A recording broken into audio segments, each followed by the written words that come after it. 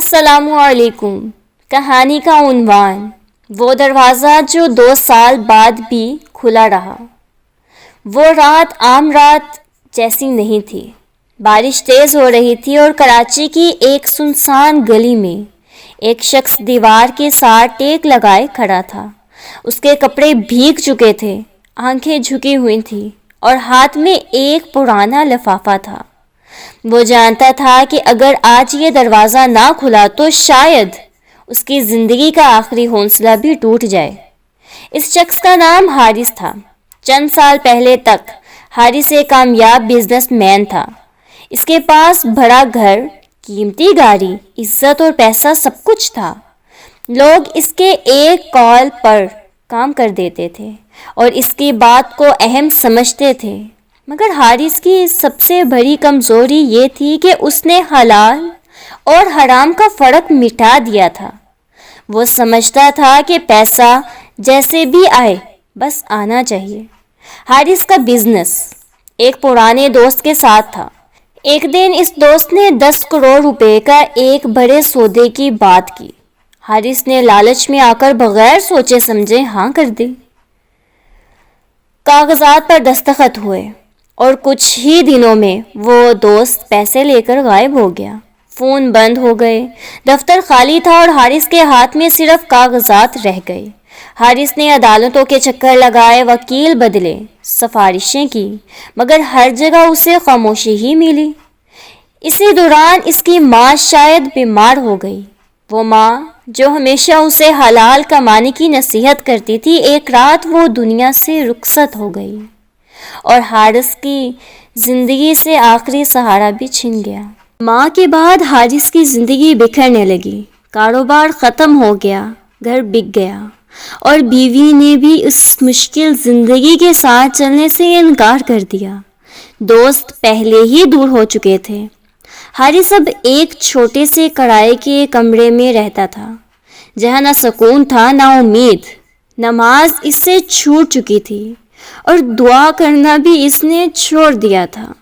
ایک رات اس کے پاس کھانے کو کچھ نہیں تھا، بارش ہو رہی تھی اور حارث یوں سڑکوں پر چلتا رہا۔ چلتے چلتے وہ ایک روشن گھر کے سامنے رکا۔ اندر روشنی تھی، کہکے تھے اور لگ رہا تھا کہ وہاں کوئی دعوت ہو رہی ہے۔ حارث کے ہاتھ میں وہی پرانا لفافہ تھا جس میں اس نے کبھی ماں کے کہنے پر ایک دعا لکھی تھی۔ کچھ دیر سوچنے کے بعد اس نے فیصلہ کیا کہ وہ نہ مانگے گا نہ چوری کرے گا، بس دروازہ کھٹکھٹائے گا۔ اس نے ہمت کر کے دروازہ کھٹکھٹایا۔ کچھ لمحوں بعد دروازہ کھلا اور سامنے ایک بزرگ کھڑے تھے، سفید داڑھی اور نرم آنکھوں والے۔ ان بزرگ نے حارث کو غور سے دیکھا اور اندر آنے کا اشارہ کیا۔ بزرگ نے حارث کو کھانا دیا، پانی دیا اور خاموشی سے اس کی پوری بات سنی۔ حارث اپنی زندگی کی تمام غلطیاں، اپنا غرور، اپنا زوال، سب کچھ بتا کر رو پڑا۔ بزرگ نے آخر میں صرف اتنا کہا کہ اللہ بندے کو گراتا نہیں بلکہ اسے سنبھالنے کا موقع دیتا ہے۔ اگر بندہ سچے دل سے پلٹ آئے تو اللہ کبھی دروازہ بند نہیں کرتا۔ اس رات حارث نے کئی سال بعد سچے دل سے نماز پڑھی۔ اس کے سجدے لمبے تھے اور آنسو سچے تھے۔ اگلے دن اس نے ایک چھوٹی سی حلال نوکری شروع کر لی۔ تنخواہ کم تھی مگر دل میں عجیب سا سکون تھا۔ وہ روز اللہ کا شکر ادا کرتا اور صبر کے ساتھ زندگی گزارنے لگا۔ 2 سال گزر گئے۔ حارث کی زندگی سادہ ہو چکی تھی۔ وہ مطمئن تھا۔ ایک دن اچانک اسے فون آیا کہ اس کا پرانا کیس دوبارہ کھل گیا ہے۔ وہ دوست پکڑا گیا تھا اور 10 کروڑ میں سے زیادہ تر رقم واپس مل گئی تھی۔ حارث کے ہاتھ میں چیک تھا مگر اس کے دل میں غرور نہیں بلکہ شکر تھا۔ وہ اسی گلی میں گیا جہاں 2 سال پہلے اس کی زندگی بدلنے والا دروازہ تھا۔ اس نے دروازہ کھٹکھٹایا مگر کوئی جواب نہ آیا۔ ایک پڑوسی نے بتایا کہ وہ بزرگ 1 سال پہلے وفات پا چکے ہیں اور بہت نیک انسان تھے۔ یہ سن کر حارث وہیں بیٹھ گیا اور اس کی آنکھوں سے آنسو بہنے لگے۔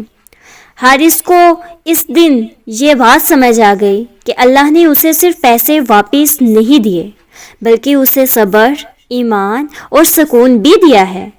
بعض دروازے صرف ایک رات کے لیے نہیں کھلتے بلکہ پوری زندگی کا رستہ دکھا دیتے ہیں۔